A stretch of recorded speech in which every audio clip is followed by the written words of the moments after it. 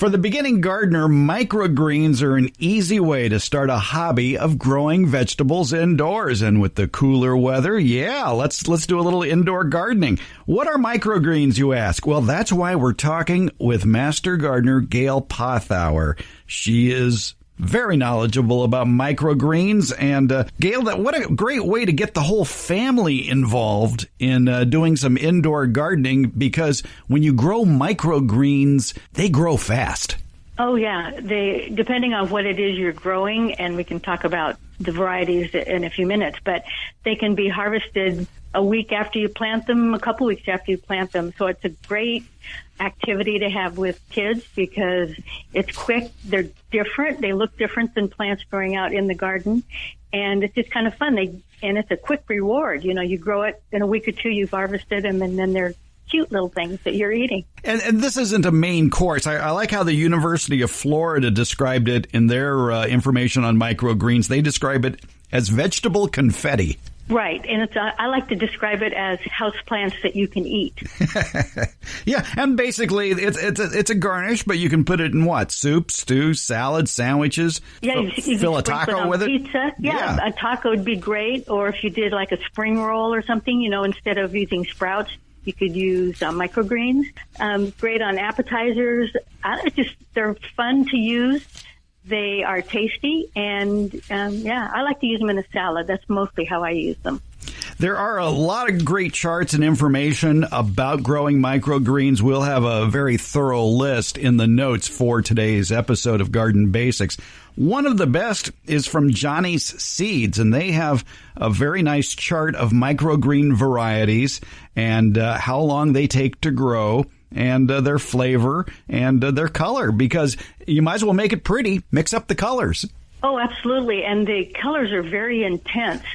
So if you're growing something like a red cabbage or beets or something like that have really colorful stems and leaves, the color seems to be a little more intense when they're at the tiny little first leaf stage. So it adds a lot of color to whatever you're eating. They're very tasty as well. I think we should point out right off the bat here that when we're saying microgreens, we're not just talking about leafy greens. We're talking about a wide range of herbs, flowers, vegetables that you can grow on a sunny windowsill. Right, and not to be confused with sprouts, which are grown in water.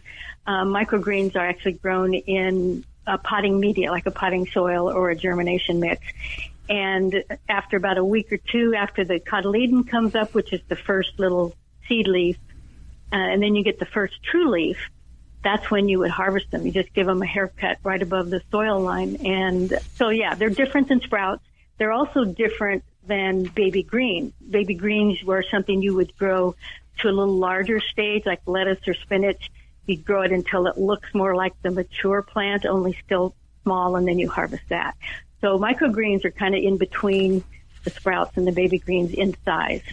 And what surprised me, a lot of these references mention that lettuce isn't a particularly good subject for microgreens, is it? No, because they're really tender and wilt easily. So they actually work better as baby greens, where you can harvest a few of the leaves that look more like the mature leaf, only they're still tender. So they're delicious and tender, but they're almost too tender to use as microgreens. They're delicious, they're tender, and let's talk about the nutrition in microgreens. It's amazing. Oh, absolutely. There was a study done several years ago by the University of Maryland and the U.S. Department of Agriculture that showed that microgreens can contain 4 to 40 times more nutrients than their mature counterparts. And I know that there's still ongoing research to determine, if that's accurate or the different values in the different crops. But they are very nutritious, and they're tasty, and they're easy to grow, and I'd say give them a try. They're absolutely fun to grow. In the Journal of Food and Agriculture, they measured the nutrient value of 25 microgreens, and their study showed that the ones that had the highest concentration of a lot of good nutrition included red cabbage, cilantro, garnet amaranth, and green daikon radish. They had the most vitamin C.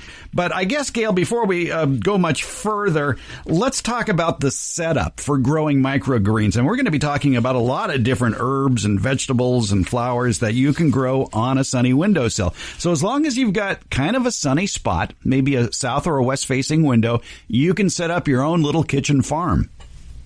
Right, and because the microgreens grow so quickly, let's say 7 to 14 days typically before you harvest them, they don't really need a lot of light, so they can actually be grown under conditions that are less than ideal, not a lot of sun, just because they grow so quickly.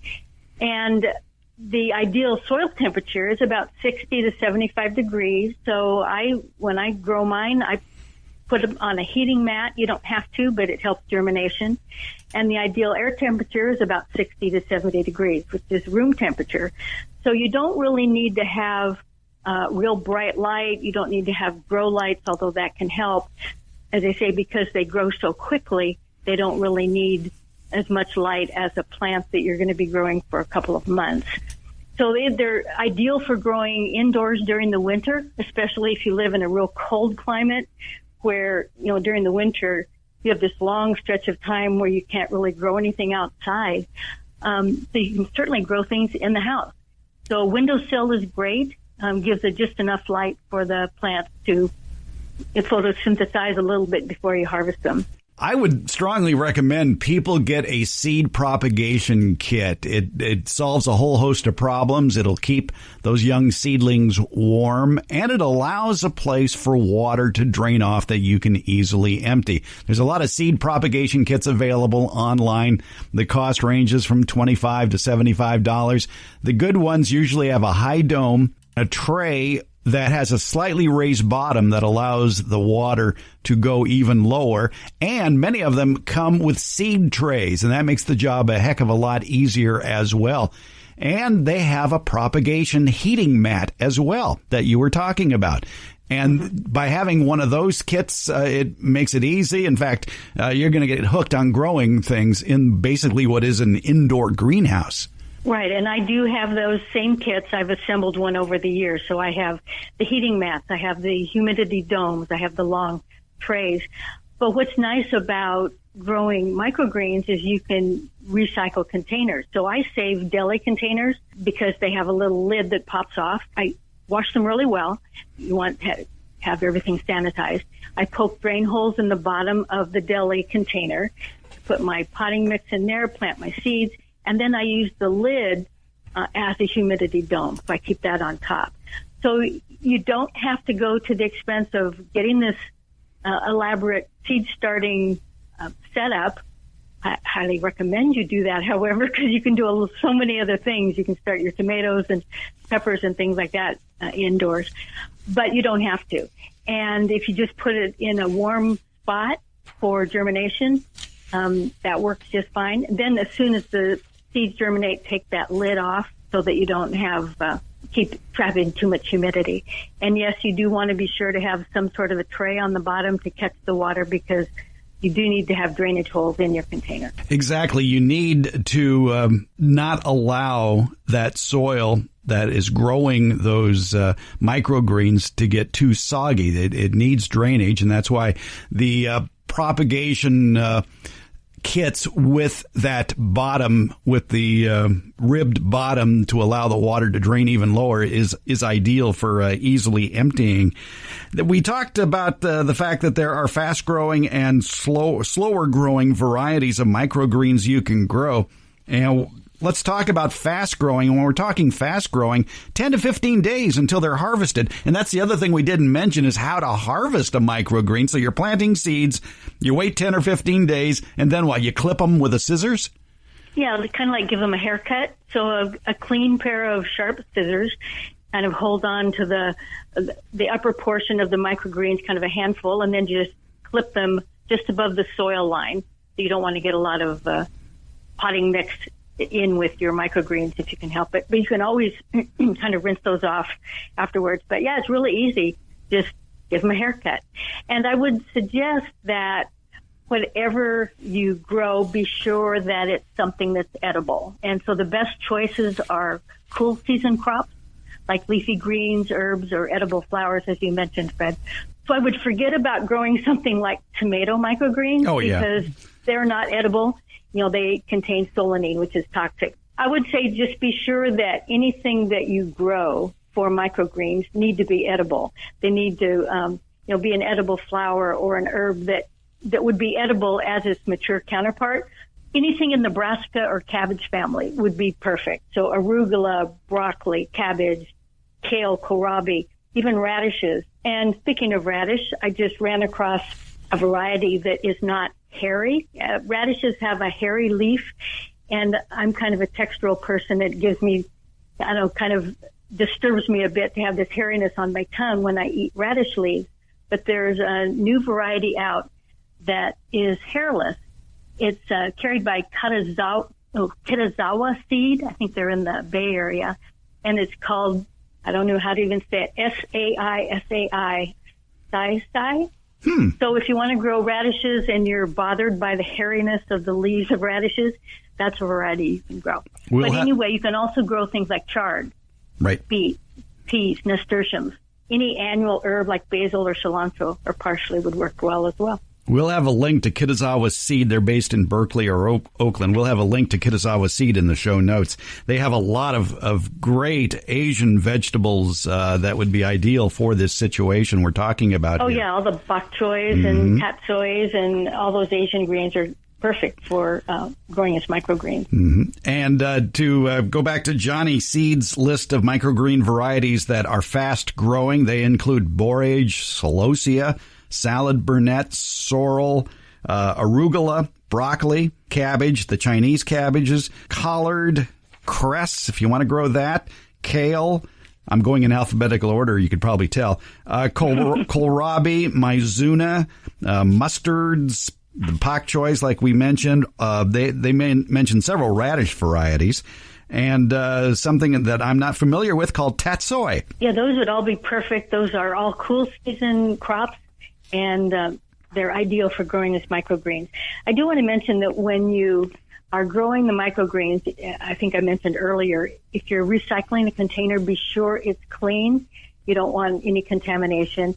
And you don't need to have a deep container either, something that just has an inch or two of soil, because the roots are not going to be growing long enough to need a deeper container in order to develop the roots, because you're going to harvest them in a week or two. And then after you plant your seeds, put them on the soil surface, kind of tamp them in a little bit, maybe sprinkle on a little more potting mixture, and give them a spritz to put on your plastic wrap or whatever you're using for a dome to hold in the humidity. As soon as the seeds germinate, take that lid off, take it off the heat, and put it under lights, whatever lights, your windowsill or grow lights that you're using. And then when you continue to water, start watering from the bottom. So whatever tray you have your container in, fill that with water, set the container down, let it soak up from the bottom, then remove it, let it drain, pour the water out of the bottom tray. Because if you start watering from the top, once those plants get to grow, they're really fragile and you can knock them over and kind of smash them a little bit. So it's easier to water them from the bottom once they have germinated. Unless you have a really fine mister of a watering system indoors to do that. Right. And I have done that, but I have noticed that as the plants get a little bit taller, I like them an inch or two tall before I harvest them. Even with my fine mister, it does tend to weight them down and knock them over. Among the slower growing microgreens that you can grow indoors, and these take about 16 to 25 days to get up to an inch or two tall. Basil, who thought of that? Basil, cilantro, dill, fennel, marigolds even. And among the slow-growing vegetables, and again, slow is only 16 to 25 days, that's not bad, amaranth, bull's blood beet, the yellow beets, carrots, chard that you mentioned earlier, even dandelions, purslane, scallions. There's a lot out there that you can be growing indoors as microgreens. So it might be ideal to have two trays, if not more than two trays, one with the fast-growing varieties and one with the slower-growing varieties. Right, because when I first started out, I combined several different varieties in one small little tray. And then when I was ready to harvest the quick growing ones, it was kind of hard to do without damaging the ones that were still growing. So I would recommend growing them in separate trays, or if you can identify the ones that germinate at the same rate, you could mix them that way. But if you want to have a mix of microgreens, it might be better just to grow some small containers of individual and then mix them after you harvest them. That's kind of the easier way to go. I guess one idea might be to save your old egg cartons, punch a small hole in the bottom of each of the cells and grow it inside egg cartons. Well, that's a thought. It had never occurred to me to do that, but you certainly could. Ordinarily, something that small and shallow is not recommended for growing plants because it takes longer for the plant to grow to seedling size if you're growing for seedlings. And there's not enough root space. But for microgreens, because they don't grow that long, only a week or two, that shallow egg carton should be ideal. Also, you don't have to be very exact, do you? When you plant the seeds for microgreens, you can actually sow them rather thickly, and definitely don't use the spacing indicated on seed packets. If you look at that Johnny Selected Seeds suggestions for planting microgreens, they say that sowing 6 to 8 large seeds per square inch is about right. And if they're small seeds, about 10 to 12 per square inch. And, you just kind of eyeball it when you put those seeds in. And I would imagine, too, that since microgreens are harvested well before they reach maturity, they don't need to be thinned. And since they're growing for such a short time, they probably don't need to be fertilized either, do they? Right. Growing microgreens is easy, but I think one very important tip is use, as you alluded to earlier, use a seed starting mix for your soilless mix. You don't want to use soil from the garden. And why wouldn't you want to use soil from the garden? For a number of reasons. Soil out of your garden will undoubtedly contain microorganisms that could cause disease. So fungal spores, things like that. You don't want to have those microorganisms in your starting mix because it can affect the germination of the seeds. It could cause damping off or some other diseases. Plus, garden soil is pretty dense. It's not fluffy and doesn't let a lot of oxygen in. It's fine for growing out in the garden, but in containers, any type of container, garden soil is not recommended because it is too dense and water can't percolate through it very well. And it just doesn't allow enough oxygen exchange for the plant's roots. So get a good germination mix or a seed starting mix or even potting soil, which are generally peat-based, or coir, which is from coconut husks, and perlite and vermiculite, things like that allow for drainage. They can hold water, but it does allow a lot of oxygen and air to get in there. So something that is light and fluffy, and it's usually a commercial mix that you buy. So that's what I recommend highly. Exactly, and you don't want to buy a bag labeled garden soil mix either. Right.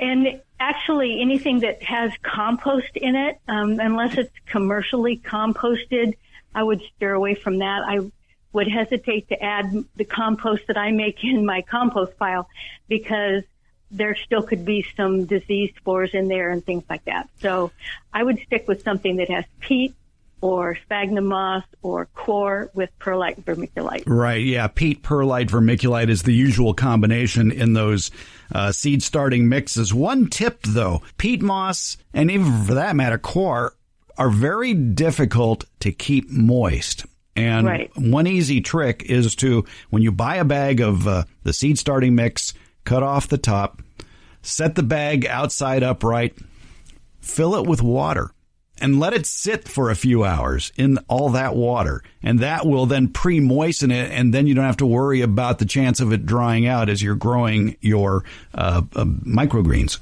Right. So whatever you're using, whatever potting mix you're using, be sure it is pre-moistened. So in the container that I have my potting soil, I make sure that it's moist. I then put that in my container, my deli container, or whatever I'm using, tamp it lightly, and then put in the seeds and water it again. If you're putting the seeds directly in a dry potting media, it might be very difficult to get the whole area moistened if you're watering from the top. So be sure it's pre-moistened before you plant the seeds. So after these microgreens are about an inch or two tall and you cut them off at the soil line with scissors, what do you do with them then, Gail? Well, they are pretty fragile, so it's recommended that you harvest them just before you need them. So you've prepared your meal and you want to sprinkle them on a salad, go cut them and sprinkle them on your salad. However, they are able to be stored in the refrigerator. So once they're cut, put them in a plastic bag with a paper towel, and they could store for several days. But what I learned the last time I did some microgreens, I had a small deli container with mustard, I think it was, and I didn't use it all. I stuck the whole container in the refrigerator, and it lasted for several weeks. So then I was able to bring the container out, harvest what I wanted, and put it back in. I didn't even put a plastic bag or anything over it. It was just the container itself in the refrigerator.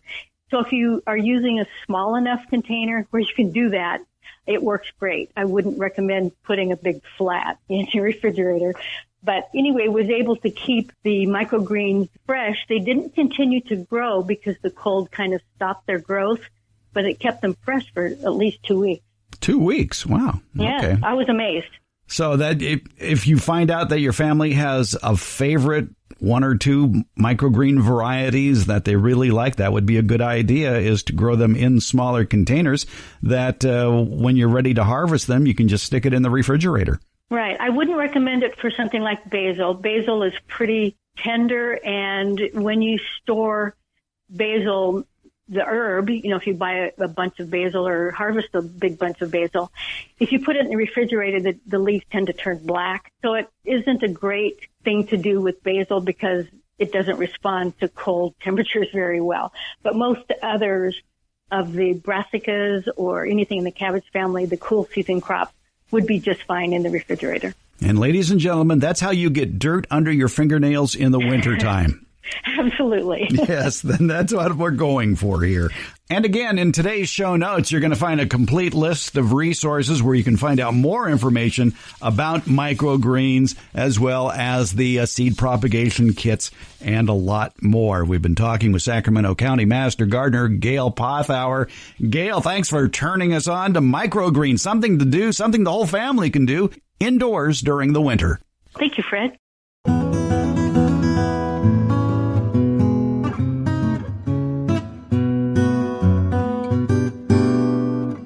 Are you trying to grow a salsa garden? It's great that most of the ingredients for salsa ripen at about the same time in the backyard garden. You've got your tomatoes, peppers, onions, garlic, and actually if you wait until September or October to make the salsa, there might be some limes ready from your lime tree if you live in a climate where citrus can grow outdoors.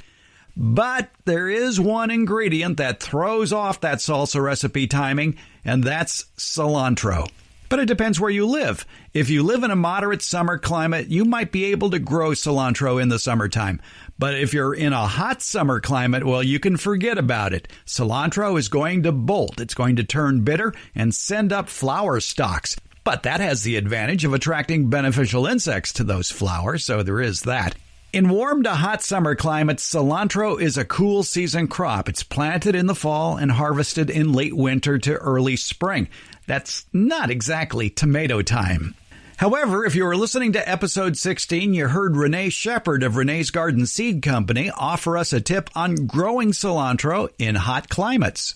Use a row cover and pick it when it's very young. The hotter it is, the younger you pick it. I have seen it grown up in the Napa Valley. I work with a grower there who actually, beside growing some seed for us, he grows very fancy greens for fancy restaurants in San Francisco, and it's very hot up there. I know it's hot where you are, too, but they get up in the early hundreds quite a bit, and that's how he's pretty successful. He actually uses the row covers and afternoon shade. He managed to get cilantro through the summer. Renee reminds us that even though you're harvesting the cilantro at a very young age, you increase your chances of success by planting it where it gets afternoon shade. Now, there are summer growing substitutes for cilantro that you can find in just about any internet search. Mint, basil, parsley, and chives, for example. However, there are herbs that ripen in the summer that contain a more cilantro-like flavor. Most of these herbs originate in Southeast Asia, usually Vietnam, and they're available at better nurseries, or you can order the seeds. According to Rose Lovall's sale of Morning Sun Herb Farm in Vacaville, one of the best cilantro substitutes includes Vietnamese coriander, which is also called rau rum. The flavor is very similar to cilantro with a hint of lemon and without the soapiness that's often associated with cilantro. It makes a great cilantro substitute during the summer when other cilantro species suffer and die under the hot, dry conditions.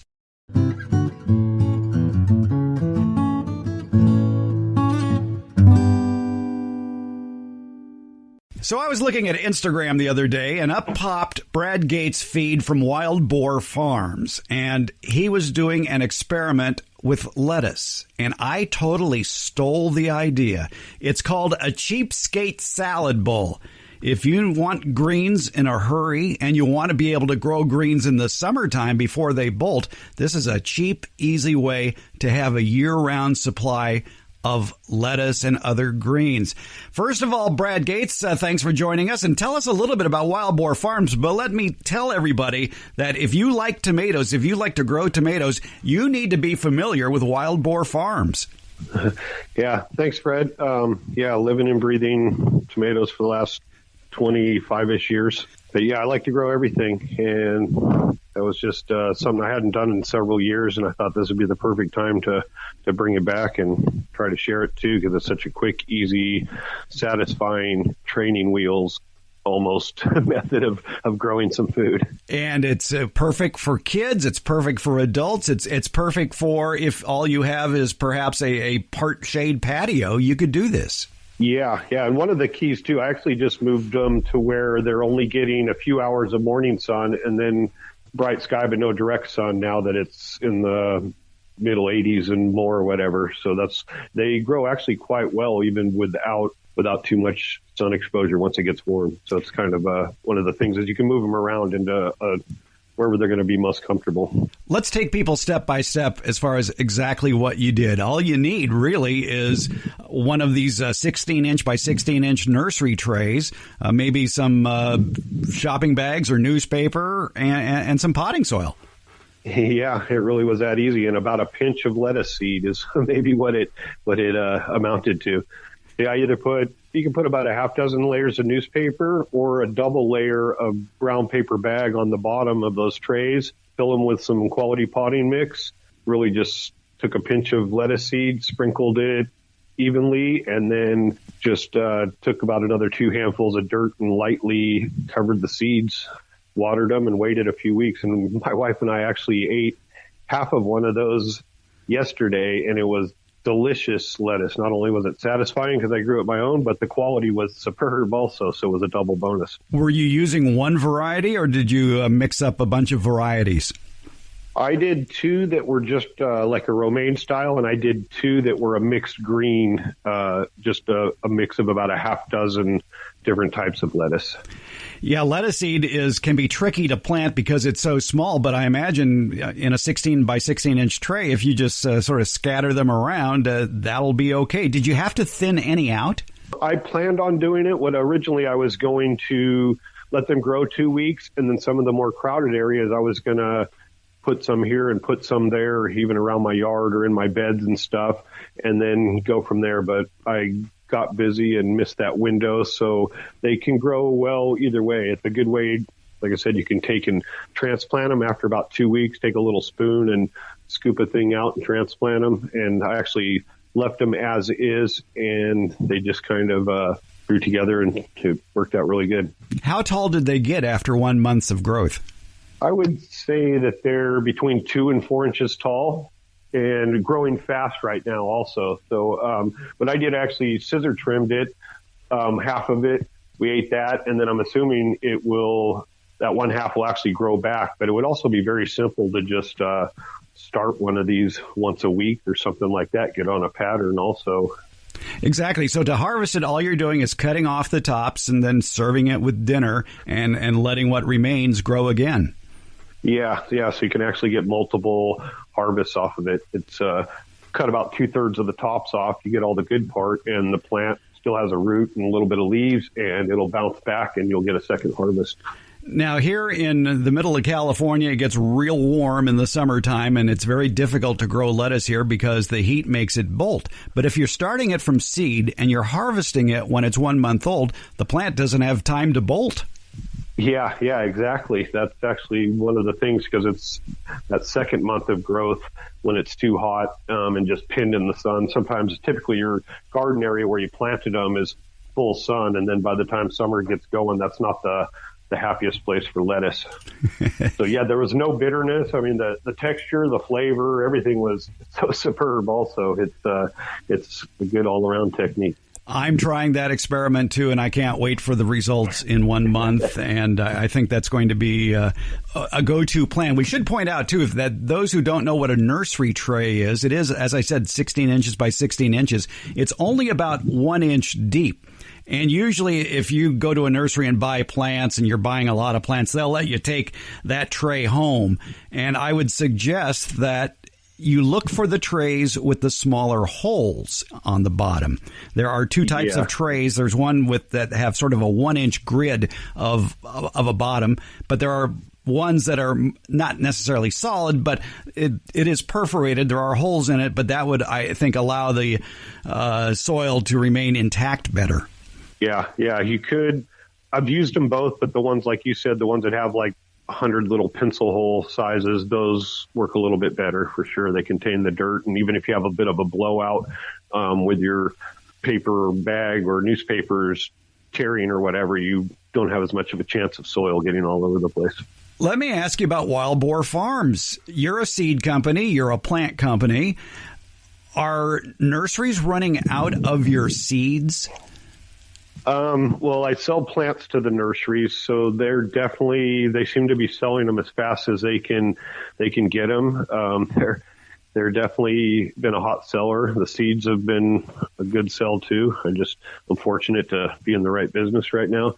But one of the problems with plants is it's a 2-month journey, and no one saw this coming. It was so surprising. So there was little room to compensate ahead of time or anything. So the nurseries only had what they had, what they're expecting to sell, what on the average they would sell. And then all of a sudden, when they're increasing their sales by quite a bit, it leaves a hole in the market. And then kind of got a little bit of a panic buy thing going on too. So it's a great time to learn how to grow. Everybody wants to. My wife and I took a little bike ride this morning, and there was 6 different houses we saw in the neighborhood that had brand new raised beds in the front yard. I'm not even sure how many people are building them in the backyard, but we couldn't believe how many people are turning a section of their yard into a food plot. And that's a great thing.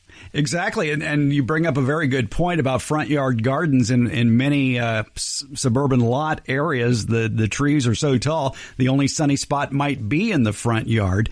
But check with your local county zoning ordinances to make sure it's okay. And if it's not okay, pester them to change the rule so you're allowed to have a vegetable garden in the front yard. Tell us about the hot varieties at Wild Boar Farms. I probably would think this year it's every variety. Yeah, it made it easy. There's Brad's Atomic Grape, Barry's Crazy Cherry, Blue Beauty, Lucid Gem. I have a new one, Kryptonite. It's been really popular. I try to think of the ones that I offer or can't go wrong selection, just because I've grown so many to get to where I'm at. I've tried thousands of varieties, so I always try to say that every variety that I do have, somebody's told me it's their favorite. So they all have potential. Do you still have seed available for sale?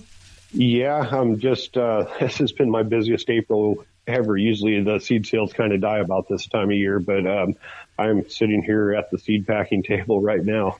And so I still have seed available. I have run out. I have about 60 varieties. About 20 of them I'm actually out of stock. It's been kind of crazy, but it's a good thing. People are growing. And you're updating that information on your website, I would think.